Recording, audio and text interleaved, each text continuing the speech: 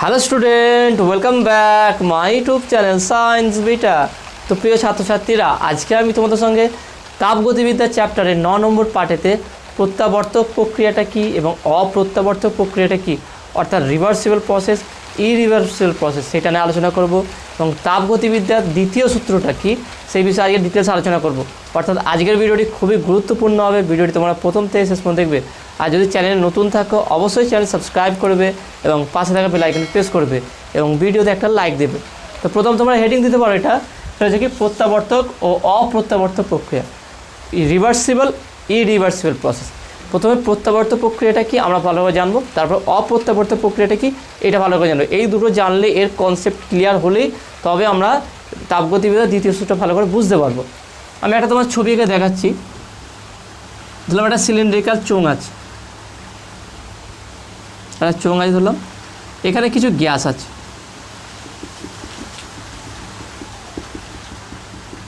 ঠিক আছে। এখন গ্যাস আছে, এখানটায় একটা পিস্টন আছে, এখানে সব গ্যাসগুলো আছে। এই এটা হচ্ছে কি অবশ্যই ফ্রিকশনলেস পিস্টন, অর্থাৎ এই পিস্টনটার উপর নিচে করার সঙ্গে দেওয়ালের সঙ্গে বা এই যে দেওয়াল আছে তার সঙ্গে কোনো ঘর্ষণ হবে না। ওকে, এই অবস্থায় আছে। ধরলাম প্রথম অবস্থায় এ অবস্থা আছে, এখানে পজিশানটা ধরলাম এ পজিশান আছে। ওকে, এবারে বাইরে থেকে যদি আমি তাপ দিই, বাইরে থেকে যদি এখানে আমি তাপ প্রয়োগ করি, তাহলে কী হবে, গ্যাস প্রসারিত হবে, অর্থাৎ গ্যাস নিজে কৃতকার্য করবে। কৃতকার্য করার পর এই পিস্টনটা কোথায় যাবে, ধরলাম একটু উপর দিকে উঠলো, এই পজিশানে চলে আসলো,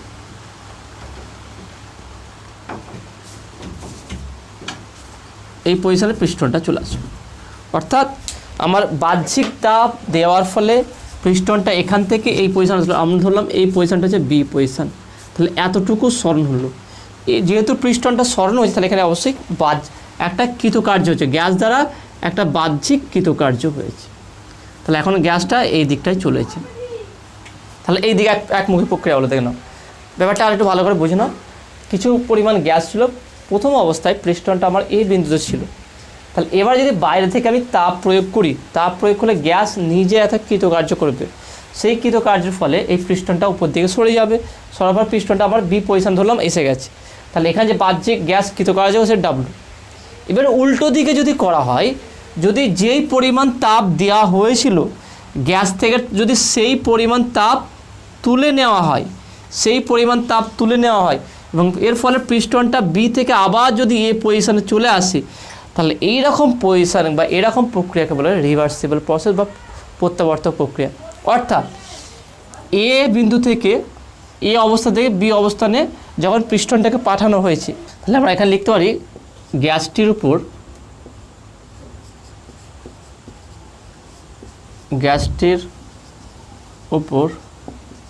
কিউ তাপ প্রয়োগ করার ফলে পিস্টনটি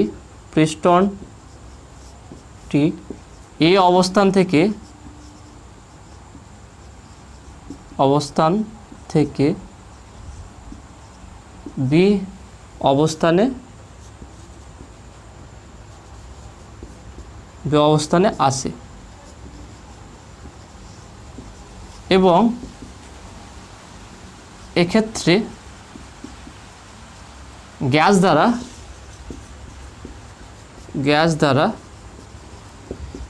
কৃতকার্য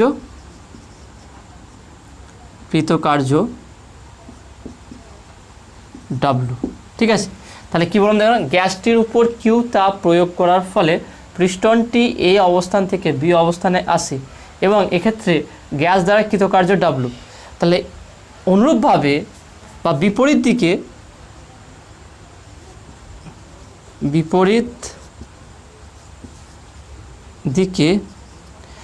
গ্যাস থেকে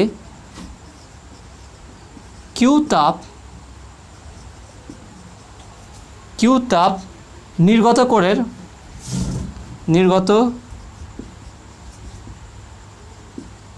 করলে পিস্টনটি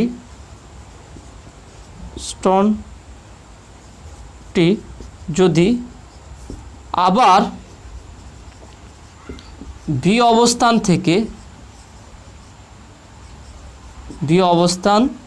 থেকে এ অবস্থানে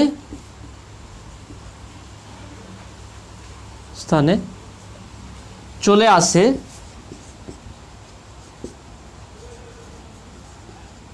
তাহলে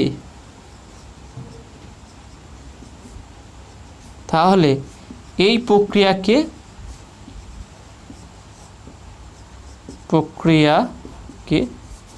প্রত্যাবর্তক বলা হয়। প্রত্যাবর্তক প্রক্রিয়া বলা হয়। ওকে, প্রত্যাবর্তক প্রক্রিয়া বলা হয়। তো এখানে কনসেপ্টটা খুবই ইজি কনসেপ্ট, একটা খুব সহজ কনসেপ্ট আছে। সোজা কথা হচ্ছে বাইরে থেকে তাপ দিলাম, তাপ দেওয়ার ফলে পিস্টনটা এ অবস্থান থেকে বি অবস্থানে গেল। ঠিক যেই পরিমাণ তাপ দেওয়ার ফলে পিস্টনটি এ অবস্থানে বি অবস্থানে গেল, ঠিক সেই পরিমাণ তাপটা যদি গ্যাস থেকে বের করে নিই, তাহলে পিস্টন যদি পুনরায় আবার সেই আগের পূর্ব অবস্থায় এই অবস্থায় ফিরে আসে, তাহলে এই টোটাল প্রক্রিয়াটাকে বলা হয় কি প্রত্যাবর্তক প্রক্রিয়া। দেখেন খুব সহজ কনসেপ্ট। তাহলে প্রত্যাবর্তক প্রক্রিয়া কি? কোনো বস্তুর উপরে বল প্রযুক্ত করে বস্তুর যে স্বর্ণের পরিবর্তন হয়, সেই বল যদি উদ্ধার করায়, বিপরীত দিকে সেই একই বল প্রযুক্ত বস্তুকে যে আগের অবস্থায় আবার ফিরে নিয়ে আসা হয়, তা সেটাকে প্রত্যাবর্তক বলা হয়। যেমন কি চক্রাকার বলা যেতে পারে। কোনো বস্তুকে বাহ্যিক কৃতকার্য করে ধরলাম এ অবস্থান থেকে বি অবস্থান নিয়ে আসলো, তাহলে এখানে বাহ্যিক একটা কৃতকার্য করলাম ডাব্লু। ঠিক একই কৃতকার্য করে এখান থেকে ব্যাকে আসে, তাহলে একই কৃতকার্য পাওয়া যাবে। তাহলে এটা হচ্ছে প্রত্যাবর্তক। সোজা কথা প্রত্যাবর্তক বলছে কি, আমি কিছু দিয়েছি, দেওয়ার ফলে একটা তারও বিনিময়ে কিছু আউটপুট পেয়েছি, ঠিক সেই আউটপুট দিয়ে আবার সেই একই পরিমাণ ইনপুট যদি ফিরে পাই, তা সেটা বলে প্রত্যাবর্তক। অর্থাৎ যদি তাপগতিবিদ্যার কনসেপ্টে বলি, যে তাপ দেওয়ার ফলে যেই পরিমাণ কৃতকার্য পায়, কোনো গ্যাসীয় বস্তুর উপরে কোনো সংস্থার উপরে কোনো তাপ প্রয়োগ করলে, তাপ প্রয়োগ করার ফলে ওই সিস্টেমটা বা ওই সংস্থাটা যে কাজ করবে, বিপরীত দিকে ওই পরিমাণ কাজ করে যদি একই পরিমাণ তাপ ফিরে পাই, বা একই পরিমাণ তাপ যদি নিয়ে নিই, তাহলে গ্যাস থেকে একই পরিমাণ কাজ পাওয়া যাবে, তাহলে সেটা বলে প্রত্যাবর্তক। তাহলে প্রত্যাবর্তক কি?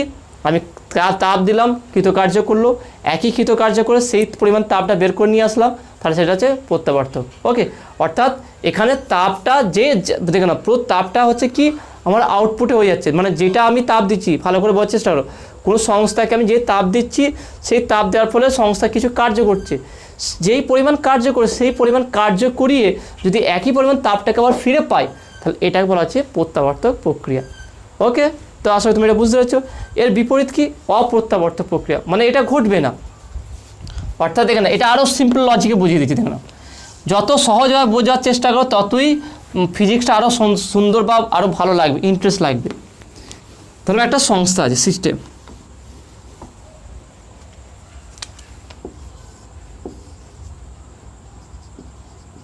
ওকে, তা সিস্টেমে আমি ধরলাম কিউ পরিমাণ তাপ দিয়েছি, তার ফলে এখানে আমি এই সিস্টেম কী হয়েছে, ডাব্লু পরিমাণ কৃতকার্য করেছি। ঠিক বিপরীত দিকে, মানে এটা হচ্ছে এই মুখে আমি প্রক্রিয়াটা করেছি, তাহলে এর বিপরীত মুখে যে প্রক্রিয়াটা করি, অর্থাৎ সিস্টেমটা আছে একই সিস্টেম, তাহলে একই সিস্টেমের উপর যদি বিপরীত দিকে ডাব্লু পরিমাণ কৃতকার্য করি, যদি আবার সেই কিউ পরিমাণ যদি তাপ ফিরে পাই, তাহলে এই টোটালটা বলা কি রিভার্সিবল প্রসেস বা প্রত্যাবর্তক প্রক্রিয়া। এর বিপরীতটা কি অপ্রত্যাবর্তক প্রক্রিয়া কি? যদি আমরা কোনো সিস্টেমের উপর যে তাপ প্রয়োগ করি, কোনো তাপ প্রয়োগ করার পর সেই সিস্টেম বা সেই সংস্থা যে কৃতকার্য করে, বিপরীত দিকে সেই পরিমাণ কার্য করে যদি একই পরিমাণ তাপ ফিরে না পায়, তাহলে সেটা হলো অপ্রত্যাবর্তক প্রক্রিয়া। অর্থাৎ এটা হচ্ছে টোটালটা কিছু প্রত্যাবর্তক প্রক্রিয়া, প্রত্যাবর্তক প্রক্রিয়া বা রিভার্সিবল প্রসেস।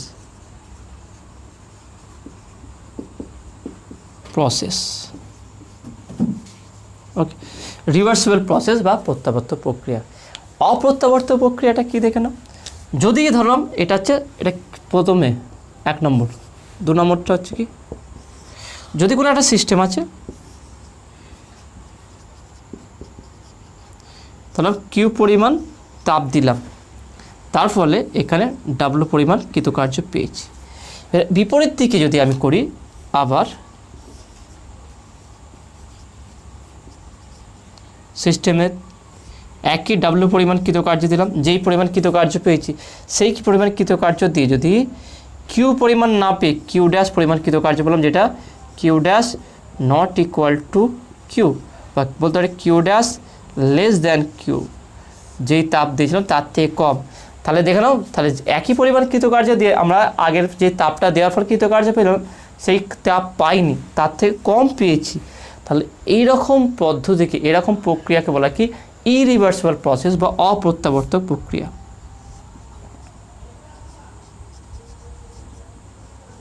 অপ্রত্যাবর্তক প্রক্রিয়া। আমি প্রত্যেকটারই এক্সাম্পল দেবো, সেই আমি চেষ্টা করব সব থেকে সহজ করে, কারণ বই অনেক কিছু লেখা আছে, সেই জন্য আগে কনসেপ্টটা ক্লিয়ার করে নাও, তারপরে বইটা পড়লে দেখবে খুব সহজেই তুমি বুঝতে পারবে। টিউশন লাগবে না, আমি বলছি তুমি যদি রেগুলার ক্লাসগুলো করতে থাকো, ক্লাসগুলো বুঝতে থাকো, তাহলে দেখবে তোমার বিনা টিউশনে তুমি খুব সুন্দরভাবে ফিজিক্সটা বুঝতে পেরে যাবে। তাহলে অপ্রত্যাবর্তক প্রক্রিয়া বা ইরিভার্সিবল প্রসেস, রিভার্সিবল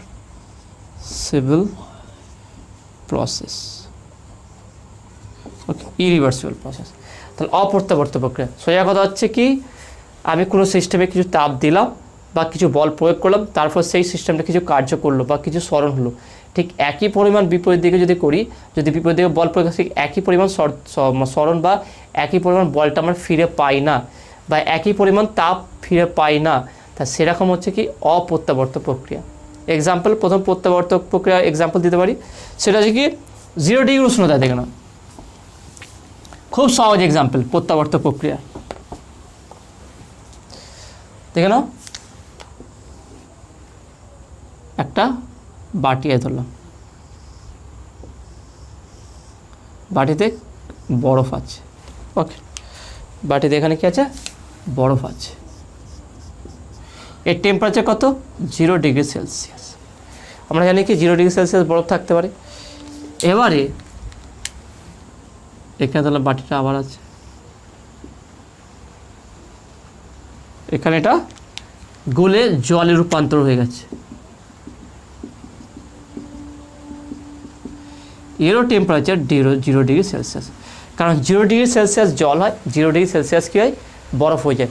তাহলে এখান থেকে দেখেন 0 ডিগ্রি সেলসিয়াস বরফ থেকে 0 ডিগ্রি সেলসিয়াস তাপের রূপান্তর হতে কী পরিমাণ তাপ লেগেছে, লিন তাপ যেটা বলে 80 ক্যালোরি, 80 ক্যালোরি, 80 ক্যালোরি পার গ্রাম ধরলাম, 80 ক্যালোরি পার গ্রাম আমার তাপ লেগেছে। তাহলে এই পরিমাণ, তাহলে একটা কঠিন বরফকে যদি 80 ক্যালোরি পার গ্রাম পরিমাণ যদি তাপ দিই, মানে 80 ক্যালোরি যদি তাপ দিই আমরা, তাহলে সেখান থেকে পাচ্ছি কি 0 ডিগ্রি সেলসিয়াস আমরা জল পাচ্ছি।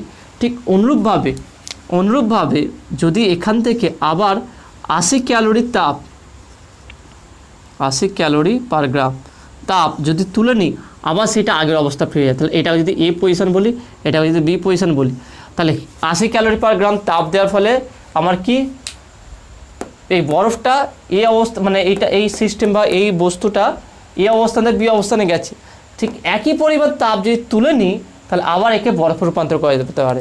তাহলে এটাকে বলা হয় কি রিভার্সিবল প্রসেস। দেখে নাও খুব সহজে, বরফকে 0 ডিগ্রি সেলসিয়াস উষ্ণতা বরফ ছিল, তাকে 80 ক্যালোরি তাপ দিয়েছি, জলে রূপান্তর হয়েছে, আবার এখান থেকে 80 ক্যালোরি তাপ তুলে নিলে আবার বরফে রূপান্তর হয়ে যাবে, উষ্ণতাকে সেম আছে। তাহলে এটাকে বলা হয় রিভার্সিবল প্রসেস। আর একটা হতে পারে কি এই গ্যাসের এই সমস্ত প্রক্রিয়ায় যে কৃতকার্যগুলো হয়, অর্থাৎ আমি যদি এমন একটা সিস্টেম, মানে একটা চেম্বার নিই এবং সেখানে এমন একটা পিস্টন লেজার, ফ্রিকশনলেস পিস্টন, অর্থাৎ এই পিস্টনটা এই দেয়ালের সঙ্গে কোনো ঘর্ষণ হবে না, ওকে, কোনো সংঘর্ষ হবে না। এই অবস্থায় প্রক্রিয়াটাকে যদি সমস্ত প্রক্রিয়ায় রাখি এবং বাহ্যিক যদি তাপ প্রয়োগ করি, বাইরে থেকে কিউ পরিমাণ তাপ প্রয়োগ করি, তাহলে এই তাপের ফলে ধীরে ধীরে এই গ্যাসের উষ্ণতা বাড়বে এবং ধীরে ধীরে পিস্টনটা উপর দিকে উঠবে। তার ফলে কৃতকার্য একটা হবে, বাহ্যিক গ্যাস একটা নিজস্ব একটা কৃতকার্য করবে এবং বি এখান থেকে পিস্টনটা এ অবস্থান থেকে বি অবস্থানে যাবে। এবং ধীরে ধীরে যদি বাহ্যিক বাইরে থেকে কাজ করা হয় বা বাহ্যিক থেকে যদি বল প্রযুক্ত করা হয়, ওকে, তাহলে পিস্টনটা আবার ধীরে, মানে অবশ্যই এই প্রক্রিয়াটা পুরো সিস্টেমটা, পুরো প্রক্রিয়াটা কিন্তু ধীর গতির হবে, অর্থাৎ সমস্ত প্রক্রিয়া হবে। সমস্ত প্রক্রিয়ায় এই পিস্টনটাকে আবার ধীরে ধীরে ধীরে ধীরে চাপ যদি দিই, দিয়ে আবার পিস্টনটাকে যদি এ অবস্থায় নিয়ে আসি, এর ফলে এখান থেকে যদি সেই একই কিউ পরিমাণ তাপ নির্গত হয়ে যায়, তাহলে এটা হচ্ছে রিভার্সিবল প্রসেস। তাহলে সমস্ত প্রক্রিয়ায় যে কৃতকার্য হয়, যে সমস্ত প্রক্রিয়া, এগুলো ম্যাক্সিমাম কি রিভার্সিবল হয়। একটা জিনিস মনে রাখবে, প্র্যাকটিক্যালি রিভার্সিবল প্রসেস কিছুই নয়, অর্থাৎ অবশ্যই শক্তির অপচয় হয়। যে কোনো প্রক্রিয়া, যে কোনো পদ্ধতি যখন করতে গেলে সেখানে কখনোই কোনো সিস্টেম বা কোনো প্রক্রিয়া রিভার্সিবল করা যায় না, অর্থাৎ যা দিচ্ছি সেইটা ব্যাকে ফিরে পাবো না, সেখানে অবশ্যই কিছু অপচয় হয়। ওকে, সেই কারণে ম্যাক্সিমাম যে প্রক্রিয়াগুলো আছে সেগুলো সবই হচ্ছে ইরিভার্সিবল প্রসেস বা অপ্রত্যাবর্তক প্রক্রিয়া। রিভার্সিবল প্রসেস সাধারণত নেই। ওকে, এবার ইরিভার্সিবল প্রসেস এক্সাম্পল অনেক কিছু হতে পারে, যেমন কি দেখো না,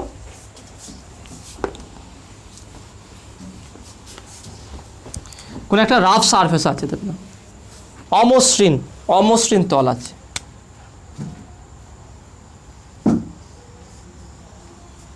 ঠিক আছে, অমসৃণ তল আছে। এবারে এখানে একটা ধরলাম বস্তু আছে, অমসৃণ তলে একটা বস্তু আছে, তাহলে এখানে বল প্রযুক্ত করা হলো, বল প্রযুক্ত করে এখান থেকে এই বস্তুটাকে এখানটায় নিয়ে আসা হয়েছে।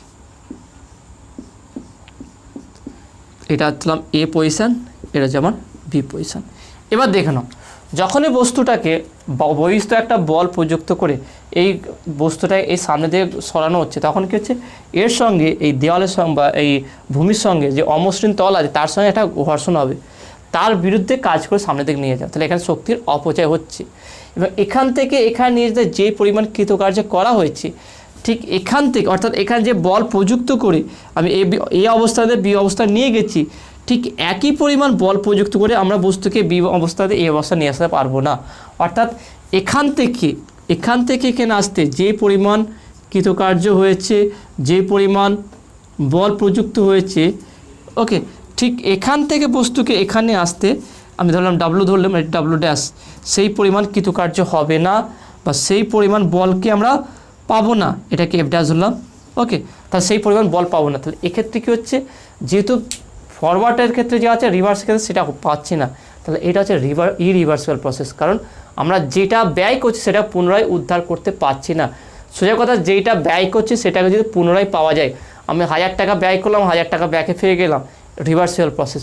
1000 টাকা ব্যয় করলাম, তার থেকে 800 টাকা বা 900 টাকা পেলাম, তাহলে ইরিভার্সিবল প্রসেস, অর্থাৎ ইকুয়াল পাচ্ছি না। যেটা ব্যয় করছি সেটা উদ্ধার করতে পারছি না, এটা হচ্ছে ইরিভার্সিবল প্রসেস। যেটা ব্যয় করছি সেটা উদ্ধার করতে পারছি, সেটা হচ্ছে রিভার্সিবল প্রসেস। ওকে, তাহলে এরকম ইরিভার্সিবল প্রসেসের অনেক এক্সাম্পল ধরতে হলে প্রত্যেকটা জিনিসই ইরিভার্সিবল প্রসেস, যত রকম প্রক্রিয়া তুমি দেখো সবই কিন্তু ইরিভার্সিবল প্রক্রিয়া। ওকে, এরকম অনেক এক্সাম্পল আছে। যেমন কি তোমাদের আর একটা এক্সাম্পল বলে দিই, দুটো এক্সাম্পল বলে দেওয়ার পর কেন তাপগতিবিদ্যার দ্বিতীয় সূত্রের প্রয়োজনীয়তা হলো সেটা আমি আলোচনা করব। আর একটা এক্সাম্পল দিচ্ছি তোমাদের, দেখে নাও।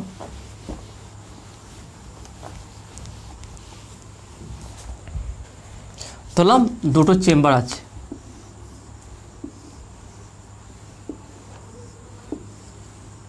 এটা গ্যাস পূর্ণ আছে। ওকে, এটা এ, এটা বি ধরলাম, এটা এমটি, জিরো, এখানে কোনো গ্যাস নেই। এবারে যদি একটা এদের মধ্যে নল দ্বারা যুক্ত করা হয়, আমি যুক্ত করে দিলাম, জয়েন করে দিলাম, ঠিক আছে, তাহলে কী হবে, এখান থেকে গ্যাসগুলো ধীরে ধীরে এদিকে ছড়তে থাকবে, এদিকে আসবে। কতক্ষণ ধরে আসবে, যতক্ষণ না দুটোর মধ্যে যে গ্যাসীয় যে চাপ আছে সেটা যতক্ষণ না দুটো সমান হচ্ছে ততক্ষণ আসবে। তাহলে এটা এ থেকে বিতে গেল, কিন্তু এবার যখনই দুটোর মধ্যে সম পরিমাণ গ্যাস চলে যাবে বা সম পরিমাণ চাপ সৃষ্টি হয়ে যাবে, বিপরীত দিকে পুনরায় কিন্তু গ্যাসটা কী হবে, এখান থেকে বি থেকে আবার এতে আসবে না। এটা হয় না, এটা কখনোই ঘটবে না। দেখবে এটা এটা এমটি জার আছে, একটা গ্যাসপূর্ণ জার আছে, দুটোকে কানেক্ট করে দাও, এমটি যেটা খালি ছিল সেখানে ভর্তি হয়ে যাবে, কিন্তু সেখান থেকে আবার ব্যাকে এখানে আসবে না। তাহলে এটা একটা ইরিভার্সিবল প্রসেস। সবথেকে প্র্যাকটিক্যালি এক্সাম্পল হচ্ছে কি, দেখবে যে যখন কোনো বিশেষ করে কফি, যখন আমরা কফি খেতে যাই কোনো কফি হাউসে বা চা খাওয়ার সময়, দেখবে গরম কাপটা নিই যখন হাতে ধরি, তখন দেখবে ওই হাতটা গরম লেগে যায়, হাতে গরম লাগে। কেন গরম লাগে? কারণ কি, ওই কফি বা চায়ে যে গরম আছে সেখান থেকে তাপটা কী আসে, ওখান থেকে বডির মধ্যে আসে, অর্থাৎ উচ্চ উষ্ণতা থেকে যার উষ্ণতা বেশি, তাহলে আমি বলতে পারি, যদি এটা তাপের কথা বলি, তাহলে দুটো বডি আছে, ওকে, দুটো বডি আছে এ এবং বি দিলাম, তাহলে এর উচ্চ উষ্ণতা, এটা হচ্ছে নিম্ন উষ্ণতা,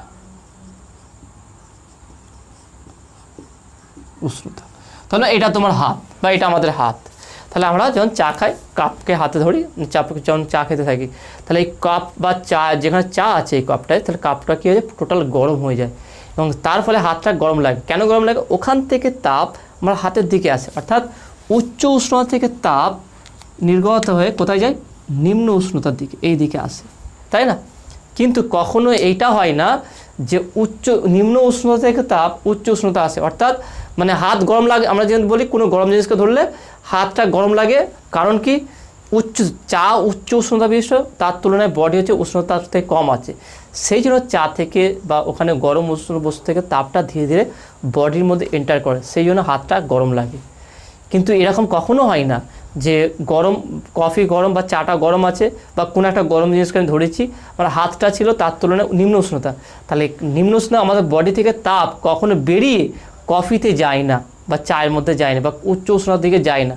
তা বা আমাদের ঠান্ডা গেলে কি আমার ঠান্ডা অনুভব হবে, হাতটা ঠান্ডা লাগে, মানে এরকম হয় না যে আমি কফিকে ধরলাম বা চাকে ধরলাম, চা দেখলাম আরও গরম হচ্ছে, ফুটতে শুরু করছে, আর হাতটা আমার ঠান্ডা হতে শুরু করছে, এরকম কখনো হয় না, নিজে থেকে এগুলো কখনো হয় না।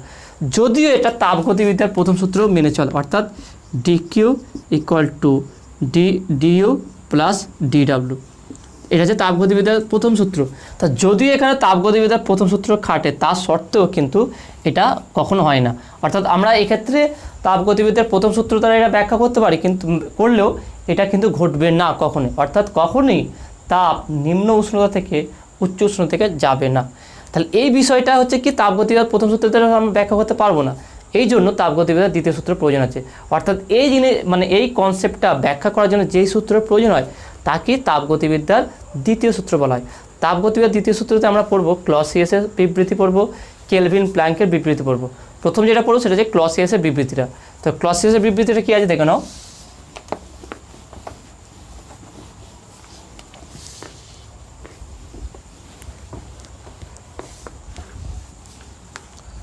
তাহলে তাপগতিবিদ্যার দ্বিতীয় সূত্র,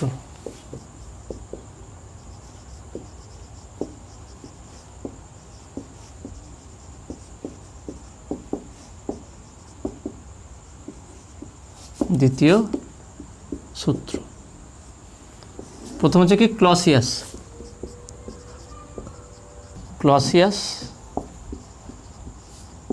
বিবৃতি, ক্লসিয়াসের বিবৃতি।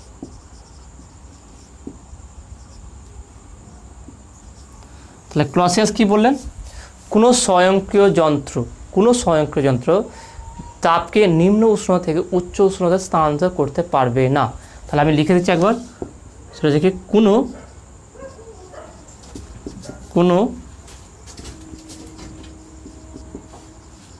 স্বয়ংক্রিয় যন্ত্র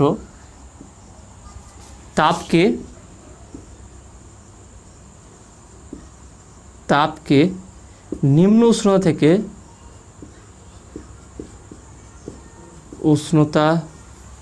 থেকে উচ্চ উষ্ণতায় স্থানান্তরিত করতে পারবে না। ওকে, পারবে না।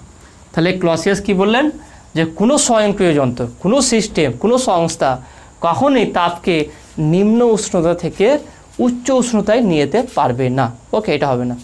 নেক্সট দ্বিতীয়টা কী ছিল, দ্বিতীয় সূত্র হচ্ছে কি কেলভিন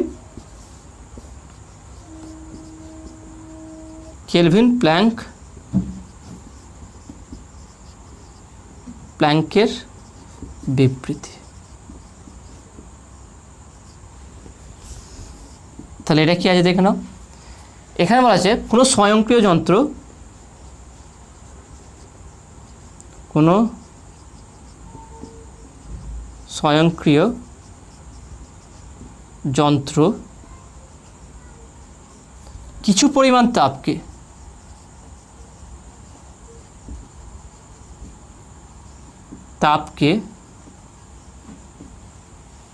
সম্পূর্ণরূপে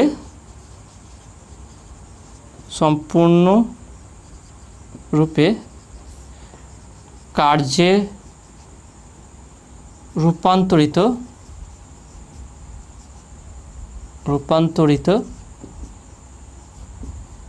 করতে পারবে না। ওকে, তাহলে এখানে এই দুটো বিবৃতিটা আপাতত দ্বিতীয় সূত্রটা আছে, আমরা পরে আবার সেই কার্নোট ইঞ্জিনটাও পড়বো। এখানে আপাতত এই দুটো সূত্র এখানে কী আছে, প্রথমে কি ক্লসিয়াসের বিবৃতিটা দেখেন। ক্লসিয়াসের বিবৃতি কী বলছেন, যে কোনো স্বয়ংক্রিয় যন্ত্র, এমন কোনো যন্ত্র নেই বা এমন কোনো সিস্টেম নেই যেটা কি স্বয়ংক্রিয় নিজে থেকে, আমরা বাহ্যিক তো তাপ প্রয়োগ করে করতে পারি বা বাহ্যিক থেকে কোনো বল প্রযুক্ত করে করতে, যেমন কি রেফ্রিজারেটর করা হয়, এরকম অনেক কিছু করা যায় যে এরকম মানে রিভার্সিবল, মানে অর্থাৎ তাপ নিম্ন উষ্ণতা থেকে উচ্চ উষ্ণতা থেকে যাবে, এরকম করা যেতে পারে। সেটা বাহ্যিক একটা বল প্রয়োগ করে করা হয়, মানে বাইরে থেকে একটা কিছু এক্সটার্নাল ফোর্স অ্যাপ্লাই করতে তবেই হয়। কিন্তু কোনো স্বয়ংক্রিয় যন্ত্র, নর্মাল একটা কোনো সিস্টেম, কোনো একটা যন্ত্র নিজে থেকে কখনোই তাপকে নিম্ন উষ্ণতা থেকে উচ্চ উষ্ণতায় স্থানান্তর করতে পারবে না, এটা কখনোই সম্ভব হবে না। দ্বিতীয়টা দেখে নাও, কোনো স্বয়ংক্রিয় যন্ত্র কিছু পরিমাণ তাপকে সম্পূর্ণরূপে কার্যে রূপান্তর করতে পারবে না। তাহলে এখান থেকে বোঝা যাচ্ছে কি দ্বিতীয় সূত্র থেকে, তাহলে যে কোনো সিস্টেম, যে কোনো যন্ত্র নিজে থেকে কখনোই কোনো তাপকে সম্পূর্ণরূপে তাকে কার্য করতে পারবে না। তাহলে এইটা হচ্ছে কি ইরিভার্সিবল প্রসেস, এগুলো সবই হচ্ছে ইরিভার্সিবল প্রসেস বা প্র্যাকটিক্যালি যেগুলো হয়, অর্থাৎ কখনই 100% কোনো ইঞ্জিন, কোনো সিস্টেম, কোনো সংস্থা 100% ওয়ার্ক করতে পারে না, 100% কোনোটাই ইউজ করতে পারে না, যে কোনো জিনিস তাকে 100% কার্যে রূপান্তর করতে পারবে না এটা। তাহলে আমরা এখান থেকে বুঝতে পারলাম দুটো জিনিস আমাদের ক্লিয়ার হলো, সেটা হচ্ছে কি কখনোই কোনো স্বয়ংক্রিয় যন্ত্র তাপকে নিম্ন উষ্ণতা থেকে উচ্চ উষ্ণতা নিয়ে যেতে পারবে না। এটা হচ্ছে ক্লসিয়াসের সূত্র। আর কেলভিন প্ল্যাঙ্কের সূত্র কী হচ্ছে, যে কোনো স্বয়ংক্রিয় যন্ত্র কিছু পরিমাণ তাপকে কখনোই সেটা কার্যে পুরোপুরিভাবে সম্পূর্ণরূপে কার্যে রূপান্তর করতে পারবে না।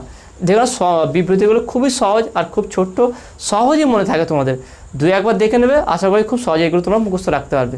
ওকে, এবং এই সূত্র থেকে একটা ইম্পর্টেন্ট একটা কোয়ান্টিটি বা রাশি আছে, বা একটা গুরুত্বপূর্ণ একটা আমরা জিনিস আলোচনা করবো, সেটা হচ্ছে এনট্রপির একটা ধারণা পাওয়া যায়। যেমন কি প্রথম সূত্র থেকে একটা নতুন জিনিসের ধারণা পেয়েছিলাম, সেটা হচ্ছে কি ইন্টারনাল এনার্জি। এই দ্বিতীয় সূত্র থেকে একটা নতুন জিনিসের আমরা ধারণা নেবো, সেটা হচ্ছে কি এনট্রপি কি, এনট্রপি বিষয়ে ডিটেলসে আমরা আলোচনা করব। এনট্রপি বাড়ে না কমে, এনট্রপি বা কনস্ট্যান্ট থাকে, প্রত্যেকটা বিষয়টাই আমরা ডিটেলসে আলোচনা করব। এটা পরের ভিডিওতে আলোচনা করব। আজকে ভিডিও এতটুকু, আজকে যেগুলো আলোচনা করলাম তোমাদের কেমন লেগেছে সেটা তোমরা অবশ্যই কমেন্টে জানাবে। নতুন থাকলে অবশ্যই চ্যানেল সাবস্ক্রাইব করবে এবং পাশে থাকা বেল আইকনে প্রেস করবে এবং বন্ধুদের সঙ্গে বেশি বেশি করে শেয়ার করবে। তো দেখাবে নেক্সট ভিডিওয়। Have a nice day.